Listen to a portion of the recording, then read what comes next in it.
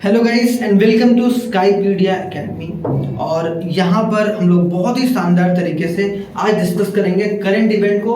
और जो डिस्कस करने वाले टॉपिक वो आपको दिख रहा है स्क्रीन पर, वो है हमारा क्या है 17th ब्रिक्स समिट। ठीक है, तो मेरा नाम सुनील कुमार यादव है और चलिए स्टार्ट करते हैं आज हम लोग इस करंट इवेंट से। ठीक है, बहुत इंपॉर्टेंट है एग्जाम पॉइंट ऑफ व्यू से 17th ब्रिक्स समिट के बारे में पूरा डिटेल में जानेंगे भाई कि क्या है, किस तरीके से जो अभी है वो ब्रिक्स समिट हुआ और कितना इंपॉर्टेंट है ये हमारे देश के लिए, इंडिया के लिए कितना इंपॉर्टेंट है, उस कॉन्सेप्ट को समझने की कोशिश हम लोग यहाँ पर करेंगे। ठीक है, तो अगर देखा जाए तो ब्रिक्स में देखिए जैसे कि आपको देखने को मिलेगा ब्राजील, रसिया, इंडिया, चाइना और साउथ अफ्रीका, 5 कंट्री का ये एक तरीके से ग्रुप है, जहां पर इसके अलावा भी अदर कंट्रीज भी हैं जो कि एक तरीके से एक्सटर्नल रोल प्ले कर रहे हैं। लेकिन जो यहाँ पर मोस्ट इंपॉर्टेंट कि मोदी जी का भी विजिट भी हुआ, ठीक है, तो वो एक तरीके से हम लोग देखने वाले हैं यहाँ पर बहुत शानदार तरीके से। ठीक है, तो चलिए स्टार्ट करते हैं। सबसे पहले बस ब्रिक्स 17th ब्रिक्स समिट था, बस ये बात आप लोग जरूर याद रखिएगा।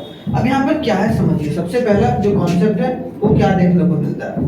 अब सबसे पहला जो कॉन्सेप्ट है वो हमारे पास क्या देखने को मिलता है, सबसे पहला कॉन्सेप्ट हम लोग को क्या देखने को मिलता है कि व्हाई इन न्यूज़, कि आखिरकार ये न्यूज़ में क्यों है ना, क्यों है। तो India prime minister took part in 17th BRICS summit, 17th BRICS summit में जो कि कहाँ हुआ भाई, रियो डी जेनेरियो ब्राजील में। कहाँ हुआ भाई, रियो डी जेनेरियो ब्राजील में हुआ। ये मीटिंग कहाँ हुआ, ब्राजील में हुआ। और इसका थीम क्या रखा गया था, तो सबसे पहली बात भी कहाँ हुआ था और इसका थीम क्या था। थीम बहुत इंपॉर्टेंट है, ठीक है, याद रखना। और अभी हम लोग ये भी देखेंगे कि 2026 में है वो कौन होस्ट करने वाला है ब्रिक्स समिट को, वो है इंडिया। ठीक है, तो अपने आप में एक इंपॉर्टेंट पॉइंट हो जाता है। तो यहाँ पर हम लोगों को एक इंटरनेशनल पॉइंट ऑफ व्यू देखने को मिलता है। ठीक है, तो जो कि समझना है थीम क्या है, strengthening global south cooperation for more inclusive and sustainable governance. क्या बात बोला गया भाई, एक तरीके से क्या बोला गया कि जो साउथ है, जो साउथ कोऑपरेशन है उसको साथ में किस तरीके लेके चला जाए और एक तरीके से मोर इंक्लूसिवनेस मतलब एक समावेशिता को साथ में लेकर चला जाए। ठीक है, और हम लोग और भी ज्यादा किस तरीके से अटैच हो सकते हैं और भी ज्यादा ट्रेड कैसे बढ़ा सकते हैं, और भी ज्यादा हम लोग साथ में मिलकर काम कैसे कर सकते हैं। और एक सस्टेनेबल गवर्नेंस जो कि फ्यूचर में जो भी गवर्नमेंट आए वो एक सस्टेनेबल वे में, मतलब एक सतत रूप में। सतत रूप मतलब क्या होता है कि कोई भी चीज जो फ्यूचर जनरेशन तक एक तरीके से चले, उन चीजों को साथ में कैसे लेकर चले उसके बारे में बात किया गया। ठीक है, यहाँ पर अगर देखा जाए, ठीक है, नेक्स्ट तो क्या है भाई, यहाँ पर देखिए अगर समझा जाए तो क्या है, यहाँ पर देखिए, यहाँ पर क्या इंडोनेशिया जो है, इंडोनेशिया क्या है officially joined the BRICS. Indonesia ने क्या करा है, ऑफिशियली ज्वाइंट करा है किसको, ब्रिक्स को। क्या किसको ज्वाइन किया भाई, officially join the BRICS. Indonesia ने ऑफिशियली ज्वाइन किया भाई ब्रिक्स को, वाइल बेलारूस और बोलिविया, कजाकिस्तान और एक तरीके से Cuba, Nigeria, Malaysia, Thailand, Vietnam, Uganda and Uzbekistan were welcome as a BRICS partner country.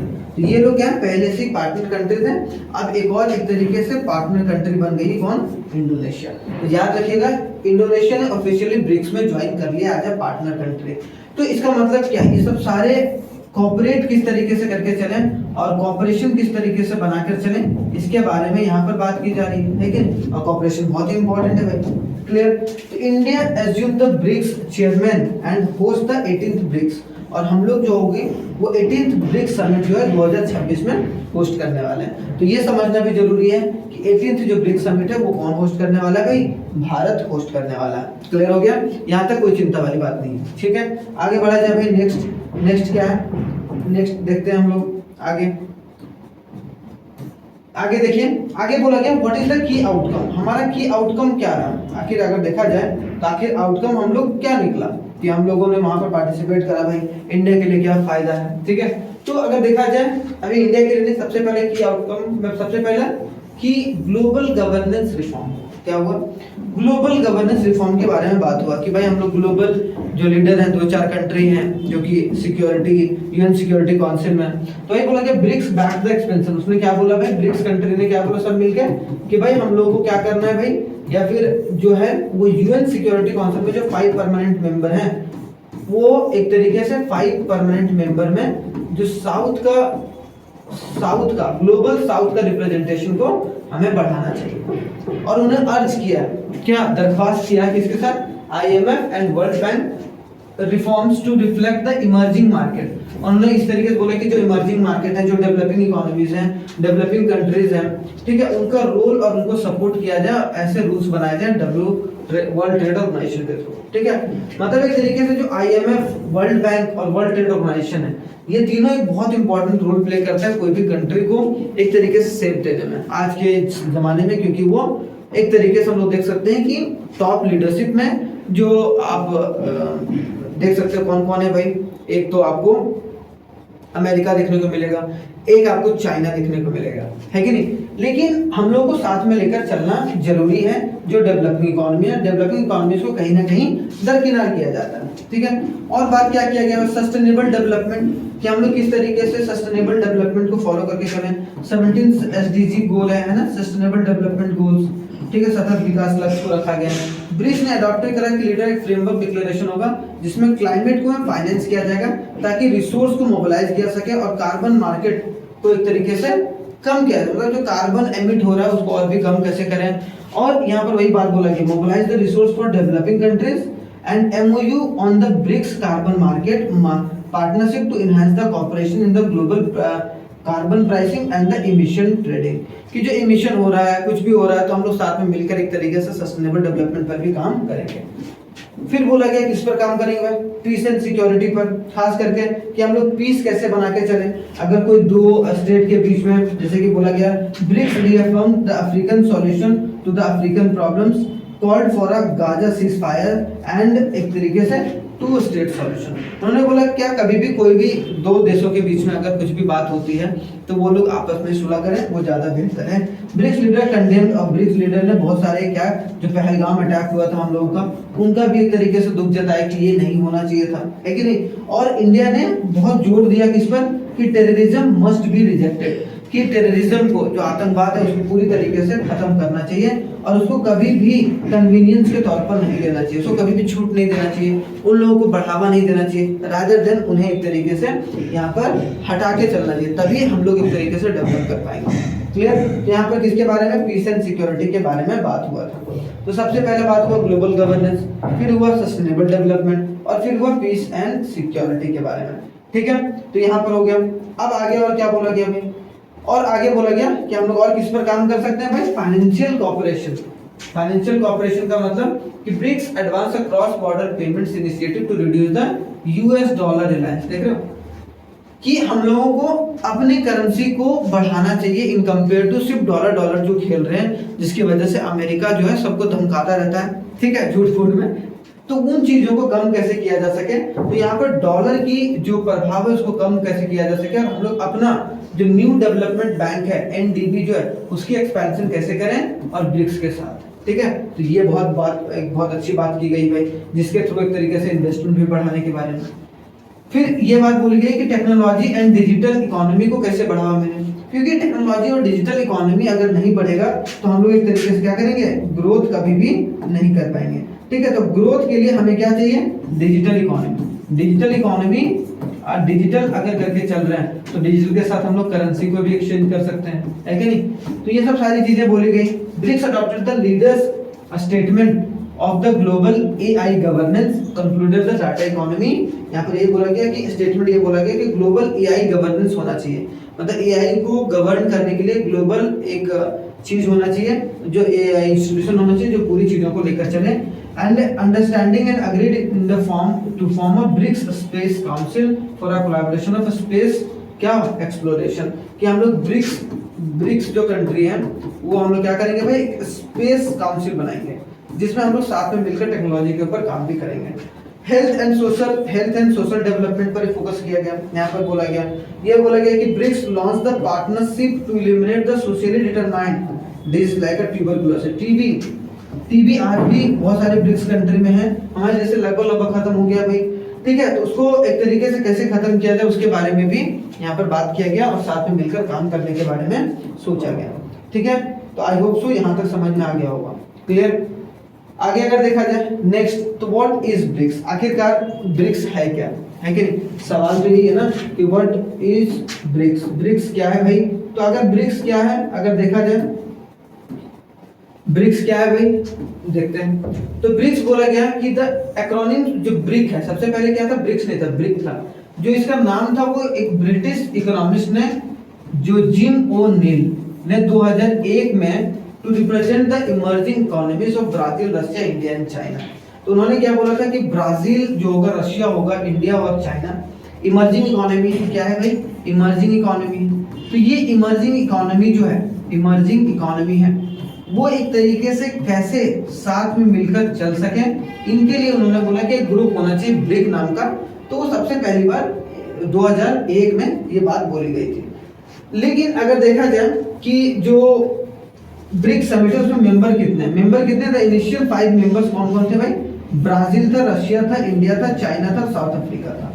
इन 2024 में Iran, the United Arab Emirates, UAE, Egypt and Ethiopia join the group, while Indonesia joined in 2025। और उसके बाद ये सब सारे countries, कौन कौन से कंट्री भाई, 2024 में कौन कौन से ज्वाइन किए भाई, कौन कौन से देश ने, तो ईरान ने करा, यूनाइटेड अरब एमिरेट्स ने करा, इजिप्ट ने करा, इथियोपिया ने करा। तो याद रखिएगा, नाम जरूरी है। और 2025 में अभी इंडोनेशिया ने करा।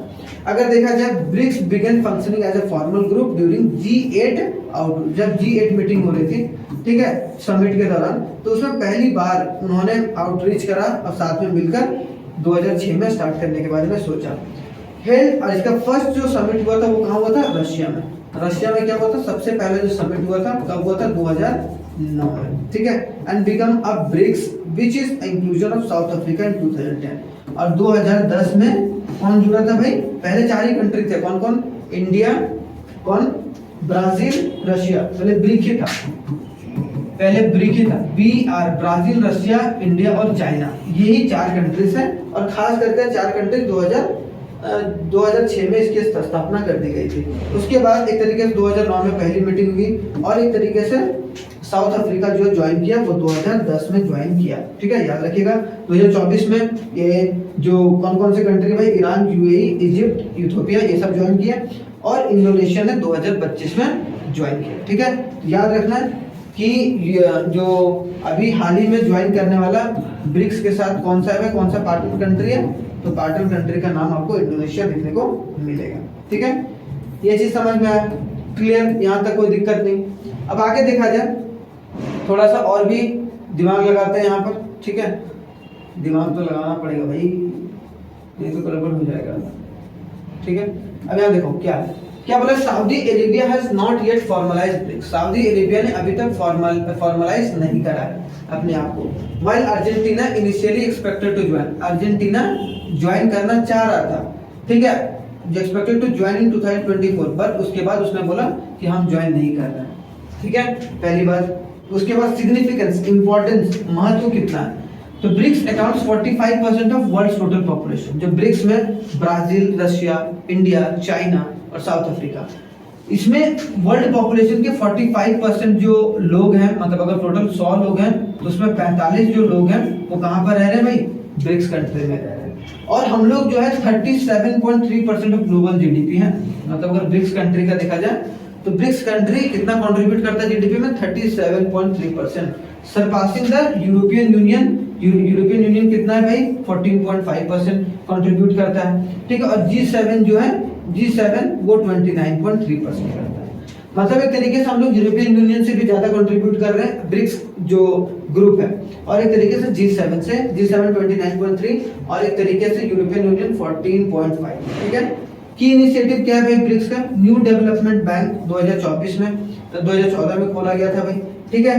कॉन्टिजेंट रिजर्व अरेंजमेंट CRA, ठीक है। ब्रिक्स ग्रेन एक्सचेंज, मतलब जो हम लोग ग्रेन का एक्सचेंज करेंगे। BRICS rapid information security channel है, और STI फ्रेमवर्क प्रोग्राम है 2015 में। ये सब सारे इनिशिएटिव लिए गए ताकि हम लोग सब जगह पर, सभी पहलुओं पर काम कर सकें, और ब्रिक्स नेशन और भी शानदार तरीके से काम करके चले। क्योंकि यहाँ एक इम्पॉर्टेंट रूल ये होता है कि अगर ग्लोबली देखा जाए तो ग्लोबली बस यहाँ पर चीजें दिक्कत यही होती है कि जो चाइना है वही दिक्कत करता है, बाकी इंडिया और चाइना अगर साथ में मिल जाए तो जो हवा टाइट हो जाए किसकी, एक तरीके से अमेरिका की। तो अमेरिका जो होगा वो एक तरीके से हालत, लेकिन चाइना जो है किसको ज़्यादा सपोर्ट करता है? पाकिस्तान को। तो इस मैटर पर यहाँ पर चीज़ें हम लोगों के साथ कैचअप नहीं हो पाती। और अगर देखा जाए रशिया, तो रशिया किसको कर रहा है भाई? इंडिया को करता है। तो यहाँ पर अगर ग्लोबल रिलेशन के बारे में थोड़ा सा देखा जाए तो इन चीज़ों को साथ में देखकर चला जाए। लेकिन यहाँ पर देखो ब्रिक्स में रशिया भी है, इंडिया भी है, चाइना भी है। देख रहे हो यहाँ RIC, रशिया, इंडिया और चाइना, ये तीनों आपस में अगर मिल जाए तो ये ग्लोबली जो है बहुत ज्यादा शानदार परफॉर्मेंस कर सकती है।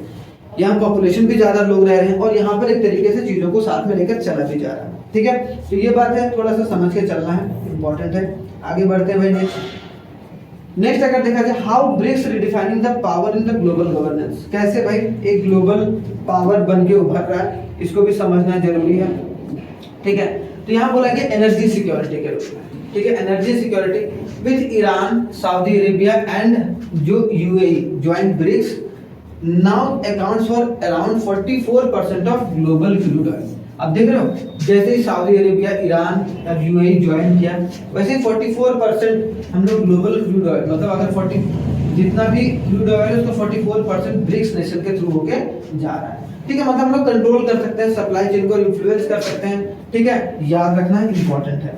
अगर देखा जाए नेक्स्ट थोड़ा सा और भी इंपॉर्टेंट बात क्या है, तो neutral space for the strategic dialogue. एक न्यूट्रल स्पेस है जहां पर हम लोग साथ में मिलकर काम कर सकते हैं, और एक प्लेटफॉर्म जहां पर एक नॉन वेस्टर्न डिप्लोमेटिक, मतलब यहाँ पर कोई भी वेस्टर्न कंट्रीज नहीं, वेस्ट वाली कंट्रीज नहीं है, सिर्फ एक तरीके से सदर्न मोस्ट कंट्रीज हैं जो ग्लोबल साउथ को प्रमोट कर रहे हैं, वो एक तरीके से ज्यादा डेफिनेट रोल प्ले करके चल रहा है। Instrument for a multilateral reform, क्या है? मल्टीलैटरल रिफॉर्म कर सकते हैं। यूएन सिक्योरिटी काउंसिल हम लोगों ने बोला कि परमानेंट मेंबर जो 5 परमानेंट मेंबर हैं उसमें हम लोग जो साउथ का रिप्रेजेंटेशन है वो कम है, उसको कैसे बढ़ाया जाए भाई, वो बात बोली गई। फिर बोला गया WTO वर्ल्ड ट्रेड ऑर्गेनाइजेशन को भी बोला, क्या बोला भाई ब्रिक्स नेशन ने, कि भाई आप लोग थोड़ा सा इस तरीके के कानून बनाइए, इस तरीके की चीजों को लेकर चलिए जिससे हमारा ट्रेड करना आसान हो जाए।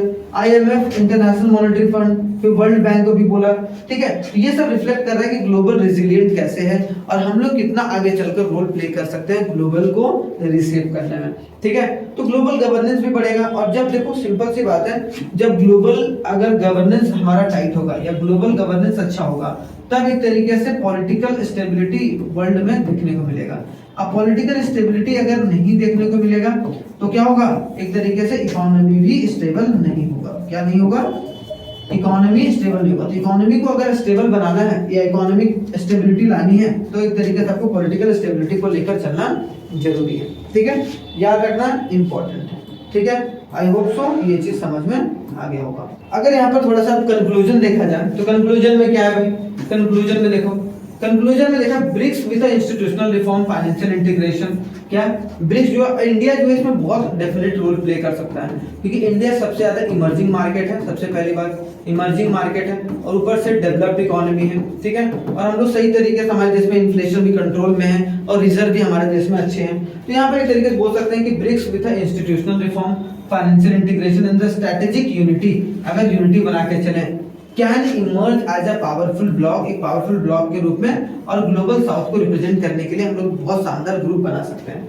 ठीक है, by addressing the internal contradictions and boosting the intra group, intra का मतलब तो एक दूसरे के साथ मिलकर किस तरीके से हम लोग चले, वो चीज इंपॉर्टेंट है, ताकि सबका इंक्लूसिव ग्रोथ हो सके, किसी एक कंट्री का ग्रोथ ना हो सके, सारी कंट्री का ग्रोथ हो सके इसके लिए। और इंडिया जो है 2026 में चेयरमैनशिप आ रहा है ब्रिक्स का भारत में, तो देखो कितना शानदार तरीके से वहां पर काम होता है। और ये एक अपॉर्चुनिटी है भारत के पास भी कि भारत किस तरीके से स्टेप ले और इंटरनेशनली किस तरीके से चीजों को साथ में लेकर चले। ठीक है, तो आई होप सो आपको समझ में आ गया होगा ब्रिक्स के बारे में, थोड़ा सा इंपॉर्टेंट है, एग्जाम पॉइंट ऑफ व्यू से जरूर देखिएगा। थैंक यू वेरी मच, जय हिंद, मिलते हैं नेक्स्ट वीडियो में।